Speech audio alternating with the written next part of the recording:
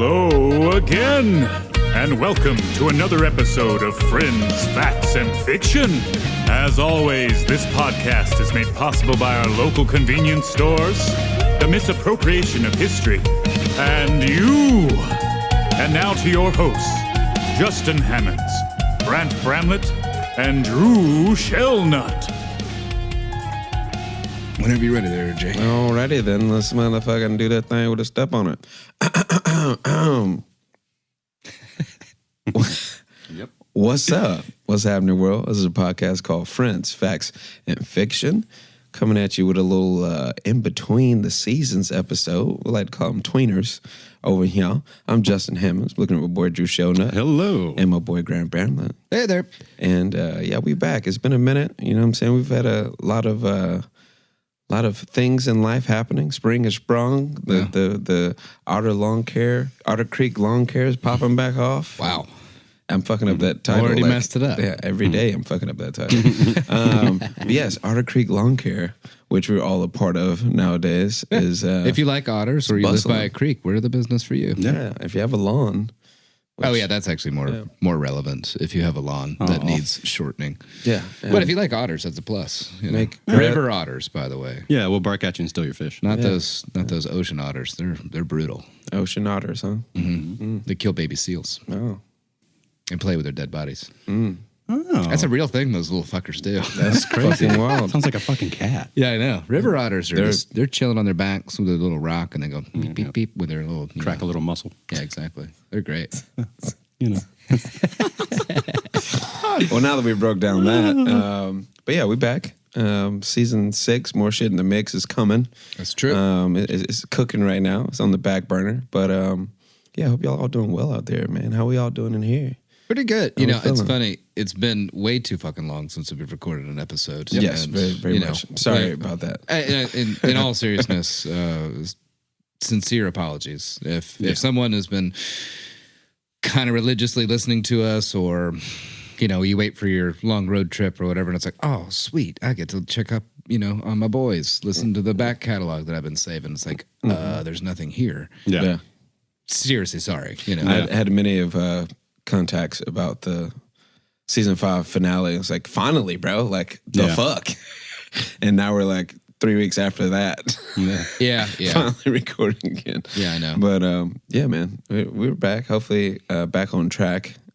Yeah, I think so. And life has been kind of crazy. Clearly, we haven't lost any of our mojo or our memory of it, because Justin did his exact throat clear that he does before he starts his intro. And actually, we'll just go ahead and request to Jules, just put it in for our listeners at the very top, okay? So now that I'm saying this, listen, think back to that. He does that every single time, exactly like that. Mm-hmm. And as soon as he did it, I was like, oh, shit, we're right back in the bit. Man. Yeah. It's natural, bro. It's natural. I mean, we got, I don't know if we have 10,000 hours, but we got some hours logged in. Yeah, we do. On these mics. That's for fucking kind of a thing now, yeah. Yeah, it's a thing for sure. The rule of 100, I guess. Yeah. But, yeah, man, what's new with the business? I didn't work today. What's going on? We got 2 new clients. It's pretty cool. One is it's a business podcast now. The sister of a client's boyfriend. You know what I mean? Well, and so like word of mouth kind of stuff. The sister of a client's boyfriend. Okay. You got it. Okay. And so a lot of word of mouth is still like, that was all of the growth of last year was word of mouth, because I literally had to take advertisements and like little Angie's leads and stuff like that we use down because I was swamped. Because I was entirely by myself. Thankfully, this year we got we'll say a full crew of 4, and then a Rolodex that totals 6. So that's pretty cool. Oh, yeah. Growing. Winning, dog. Baby steps, but growing. We're growing a lot of things out here. And the other one we got, pretty cool, down in 5 points, a guy based off of his email address. I think it's going to be a barbecue joint. Yeah, right behind Three Crow. Mm-hmm. Yeah. That little pink building. It's got the cool little rose. Yeah. What's that? Stained glass little window there. Yeah. I think it's going to be a barbecue place. That was a bitch to cut. 5 points in East Nashville is crazy nowadays, man. Yeah. All kind of new shit over there. Yeah. I rode through the other day and I was like, what? When did this happen? To me, and I live in East Nashville. Like I walked down when we first pulled up. I walked down and got us some drinks at the marathon, and Nothing like some tequilas while we're mowing lawns, you know.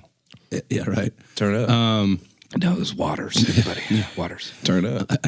Yeah, I had to Hydrate. The demographic has changed since before the tornado down there. Like there's still your kind of hipstery kind of East Nashville people, but there's a lot of like older people. Like I say older people. Don't get offended by this, listeners. Older people for this area means like 50s, yeah. 60s. Yeah. Like man. you know, G-malls. I think They, they're the they only got the people that money can to buy afford the it. houses. See? Yep. Same thought, You know different what I mean? words. Yeah, exactly. Yeah, that tornado came through and gentrified its own Oh, little yeah. path. It was But- natural gentrification happened there. They dilapitate all the buildings, so they have to build all new shit. Yep. And who's going to have money to build all new shit? People that don't really live in East Nashville. Yep.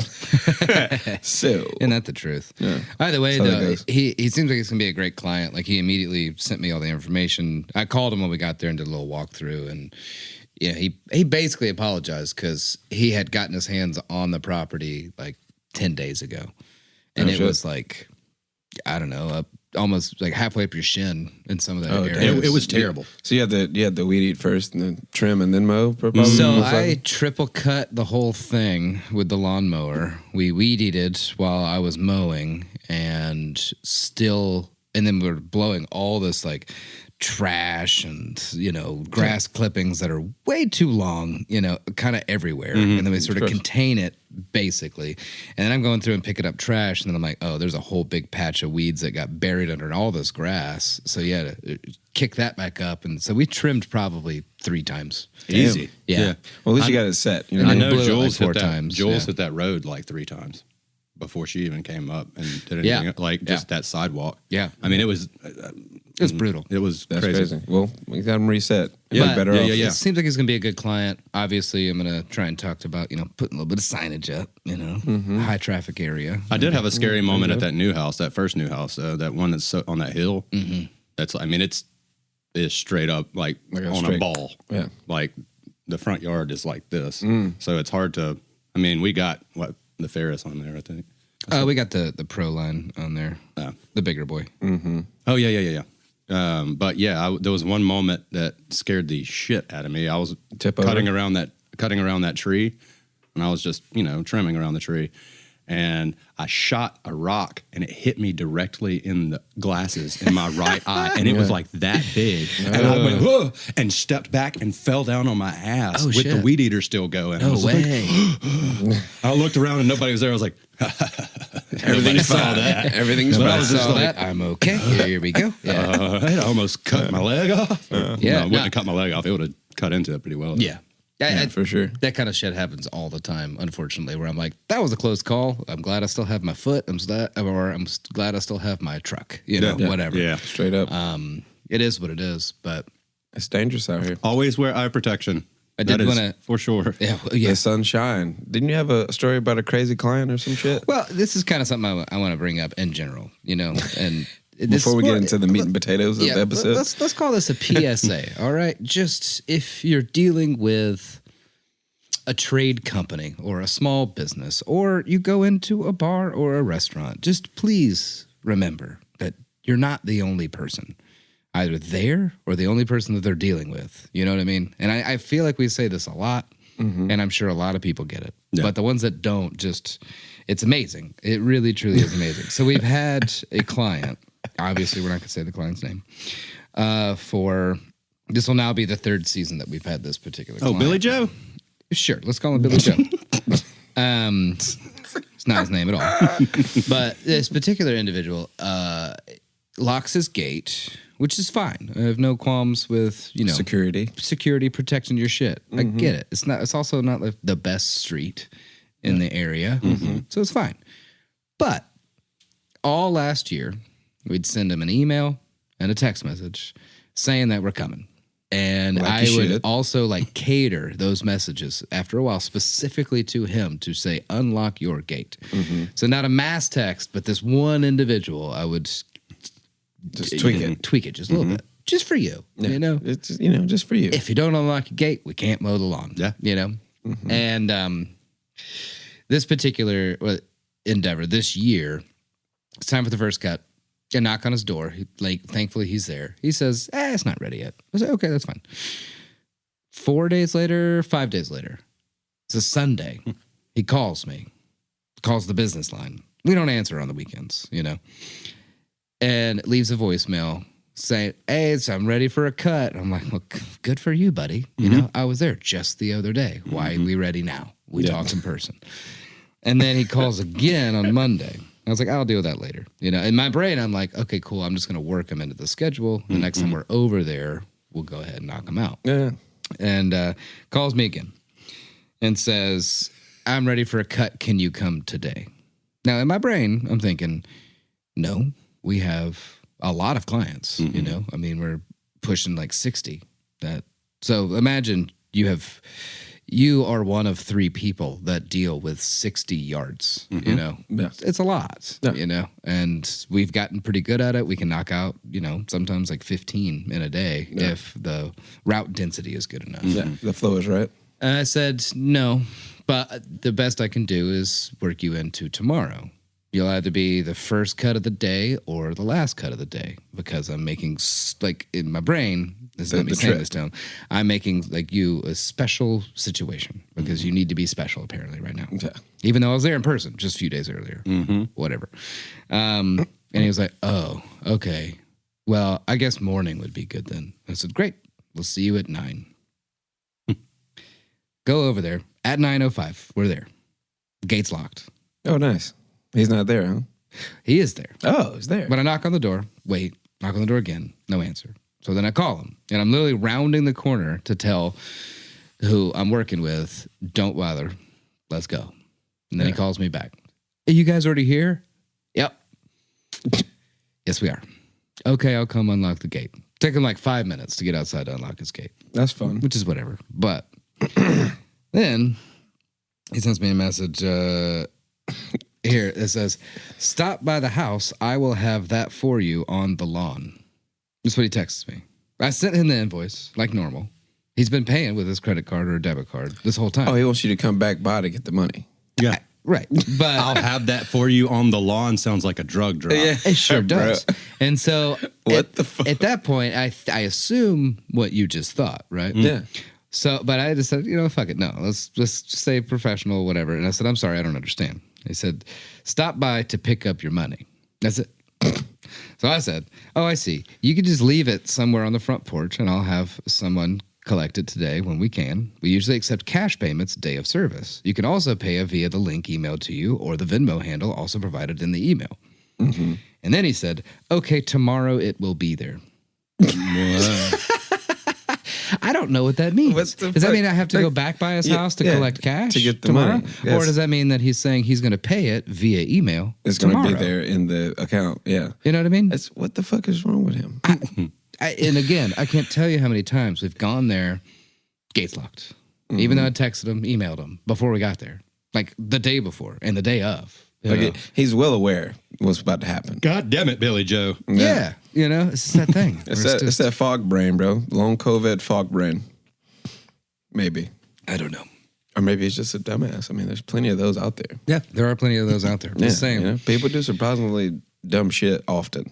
We work very hard physically and mentally to do as best of a job as possible to try and keep everybody in mind, keep a good route put together, make sure everybody gets good service when they need it. Yeah, man. It's customer service. That one person can just throw the whole thing afraid. Well, then it fucks up your patience for other shit. Somebody having just a minor problem. Now that's bugging you even more because this motherfucker done turned your patience off. Well, it's actually a very real thing on a personal standpoint. It does just ping pongs through my brain the whole time. Think about it the whole time. Because there's just I'm so used to, okay, great. That was easy. That was done well. Awesome. You did your job. I did my job. Fantastic. Great. Yeah, I'm moving on. And then there's that one person, and I'm just like, that didn't go well. That didn't go well. Why didn't that not go well? What did I do? Why did I fuck that up? How did I fuck that up? Why would I fuck that up when I do this all the time? What the fuck? Yeah. Trust me. I think we all are there if you're a truly conscious person. You know what I mean? I hope so. Yeah. I really do. Yeah. But that's fucking wild, man. Isn't that great? Jesus. Billy Joe. All right, fucking up the whole flow. Come by and get your money. Nice. What the fuck? Billy Joe fucking up the whole flow. You Yeah, fuck with that's that. good. I like that. You know, I got a gang of those. Yeah. The whole gaggle, if you will. Yeah, man. Well, shit. I guess we did get into the meat and potatoes. I didn't have a segue. My segue kind of fell apart. It did. Yeah, I was going for it. And I took gratification from my rhyme and So you lost just it. Dinked it off the backboard. Got it. But yeah, you know, get comfortable. You know what I'm saying? It's a little tweener joint. You know what I mean? With a surprise subject. Well, I guess the title's going to tell you the subject. Yeah. But yes, we're going to dive into it. So, one of my favorite movies I've seen recently, and I'm probably 10 minutes into this film where I think, okay, this is now in my annual Rolodex, right? Like, there comes a time of year where I watch a movie. You know what I mean? In general, could be like my favorite holiday movie, you know, and this one will fall around Halloween time. Oh, bro, National Treasure is always a summer joint. Sometime in the summer I watch. I just watched it the other day, National and I Treasure. do feel like we're now in summer, so I feel you on that. So it goes Cabin in the Woods, That's a banger, bro. That's a Tucker and banger. Dale versus Evil. Another banger, bro. I know. I have to watch them in October. They just keep killing themselves. every year. That camp horror, surprisingly good plot that's decently acted. I just give me more. You know, Bro, John dies at the end. It's another that's banger. a good one too. a banger. Yeah, that is a really good one. And so those kind of films I just absolutely love, especially around the October month. The new one that I'm adding in is Cocaine Bear. Yes. Because goddamn Yes. it, was that not good? That shit was amazing, bro. Elizabeth Banks crushed that shit, dude. Doug, the scene, I'm not giving anything away, but the shot where the bear is on top of the fucking cliff and that waterfall is falling and he just, like, she barrels out this scream. I'm like, Yeah. bro, I need that t-shirt like yesterday. Bro. Right? You know? Right. Like, just that on a t-shirt. Hit us up if you want to design that. Yeah, seriously. Anyway. But walking into the film, I knew that this actually happened, but I also knew that they were going to take a lot of liberties with it.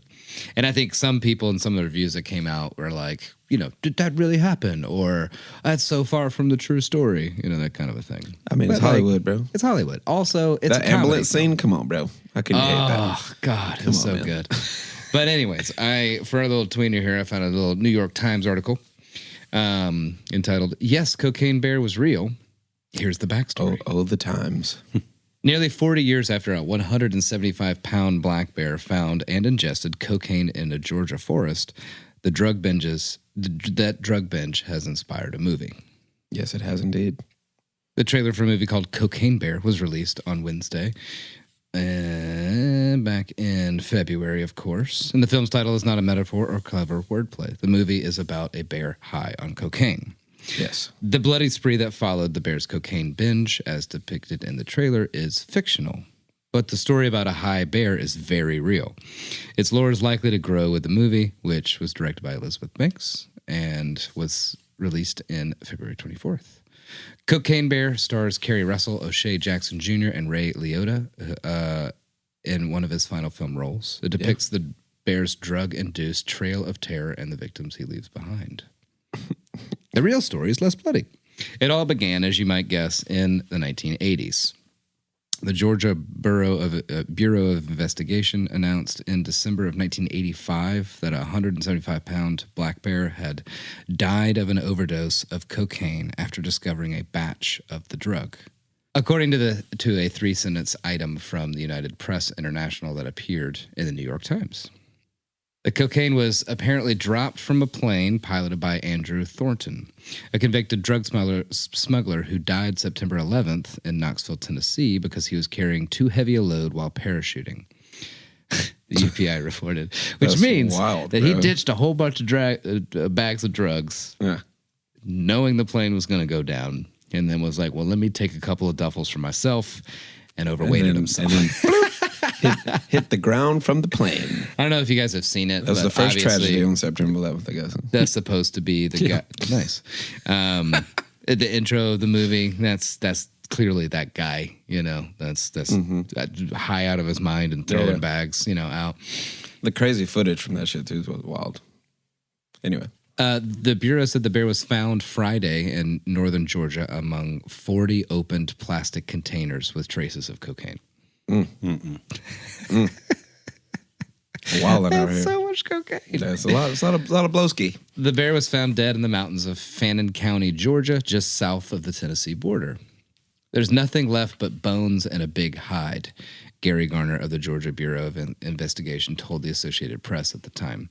Dr. Kenneth Alonzo, the state's chief medical examiner at the time, said that after an autopsy in December of 1985 that the bear had absorbed 3 or 4 grams of cocaine into its bloodstream, although it may have eaten more, the Associated Press reported that month. Today, the very same bear is said to be on display in Lexington, Kentucky. Oh, my God. At the Kentucky for Kentucky Fun Mall. Oh, God. Oh, my God. Kentucky, bro. Man. Strange state. Yeah. It is a strange place. And here at the Kentucky for Kentucky Fun Mall, Yeah. you can see the remains of the cocaine bear. Hey, why true crime now? Oh, man. The mall said in an August 2015 blog post that workers were there wanted to know what happened to the bear and found out it had been stuffed. The blog post says the stuffed bear was at one point owned by the country singer Waylon Jennings, Oh, of course it was. who kept it in his home in Las Vegas before it was delivered to the store. That's fucking awesome. Apparently, the Times could not independently confirm this account, but I'm going to go ahead and say if there was cocaine bear like remains that had been stuffed back into a full ass bear, Waylon Jennings definitely bought that goddamn bear. And if you don't know, listener, Waylon Jennings was a madman, a fucking great performer, good music, but that motherfucker was insanely crazy on a criminal level. Yeah. Like certifiable insane. Like fucking whoa, bro. Now, what happened to the bear in its final days or hours after the cocaine binge is a mystery, but the origins of the cocaine are not. Mr. Thornton was a known drug smuggler and a former police officer. He was found dead the morning of September 11th, 1985, in the backyard of a house in Knoxville, Tennessee, wearing a parachute and Gucci loafers. Splat. He also had several weapons and a bag containing about 35 kilograms of cocaine. Damn, 35 keys. He was just going to fly to freedom. That's fucking wild, bro. Yeah. A key in Mr. Thornton's pocket matched the tail number of a wrecked plane that was found in Clay County, North Carolina. And based on Mr. Thornton's history of drug smuggling, investigators guessed there was more cocaine nearby. The investigators searched the surrounding area and found more than 300 pounds of cocaine. Jesus. In a search that lasted several months, they also found the dead bear. That's fucking wild. So he ended up in Knoxville, the plane ended up in North Carolina, and the drugs were in Georgia. Mm-hmm. That's fucking insane. You can't write that shit, bro. Yeah, right. You know what I mean? Like, fuck. That's Drew, given. didn't you watch something you said? Yeah, you just went over everything. Oh, covered Yeah. it. Yeah, So yeah. from what I understand, this all could be hearsay. I didn't look into this too much detail on my own, but from what I understood, the secret route that this plane was taking, it was well known that if something happened, if something went wrong, you were to drop it in that national forest, and then they were going to come out and collect it. Yeah. You know what I mean? So that was the whole drug thing they had going. Just like when they do the boats and shit and just drop the boat in the dock and you come get the boat and shit back in the day. Right. Yeah. It was kind of like a fail-safe sort of a deal. You know what I mean? And What a madman, bro. I wonder how high he was when he was like, oh, this plane's going to crash anyway, so fuck it. Throw some drugs out and dive out this motherfucker. Like, in the middle of the night. In the middle, bro, like, what the fuck, bro? Right. That's so insane. Like, Jesus. To be fair, if I was going, like, I'm alone in a, single engine plane. That's putting along because you got way too much weight in it. Yeah, that has at least 300 pounds of cocaine in it. And it's like, I got red flashies on the dash here. Well, I'm about to do a lot of this blow, and I'm going to take a good amount of it with me and then let's just see what fucking happens. You know? Well, see, Yahoo! if he didn't have strapped it to himself and fucked up his parachute, just fucking dive and just follow the fucking drugs when they fall out the damn plane. Yeah, really. But he was too high to think. Embed like a light in the sack, just like, and boop, then follow that I'm trajectory. gonna follow that Yeah. fucking bag there. I'll be fine. You know what I mean? Instead of strapping it all to yourself and forgetting about your fucking parachute. Yeah. Like, what the fuck? And again, I'm so excited to watch that movie again. Yeah. I wonder what moment in that fall that he was like, oh, damn, this is it. You know what I mean? Because at one point he knew it was over. Like, Yeah. jumping out of the plane. And like right before he hit the ground, or like maybe halfway, just like, this is when he knew he fucked up. You know what I'm saying? Like, bro, woof. What a way to die. Yeah, seriously. Jesus. My brain is just going there now. Anyway, yeah, true story of Cocaine Bear. Yeah.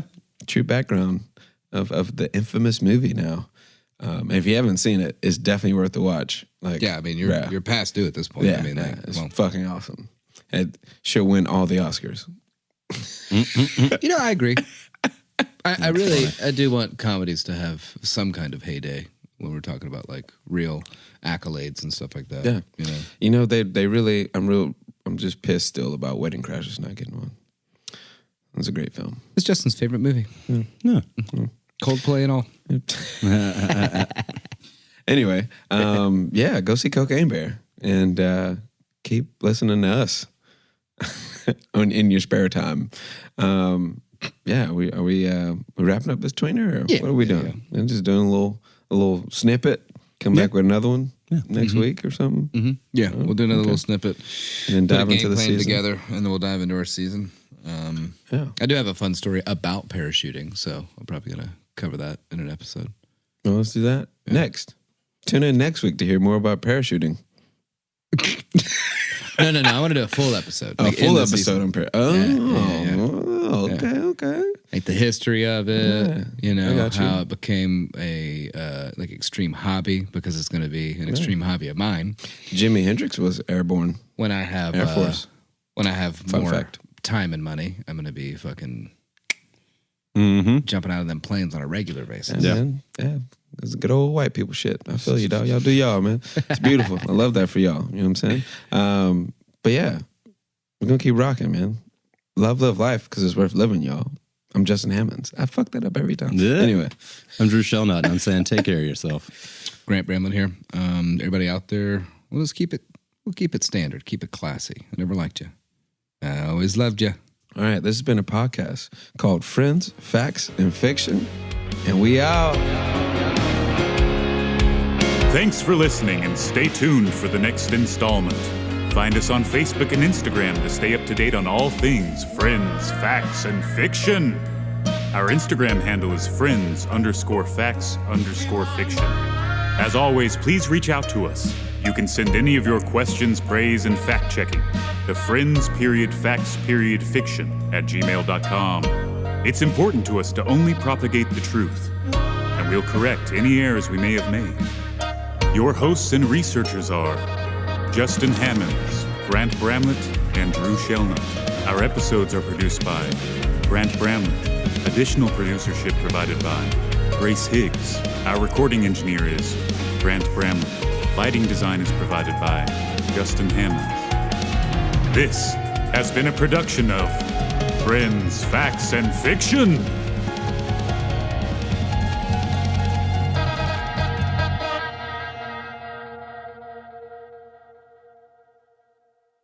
Whenever you're ready there, Jay. Alrighty then, let's motherfucking do that thing with a step on it.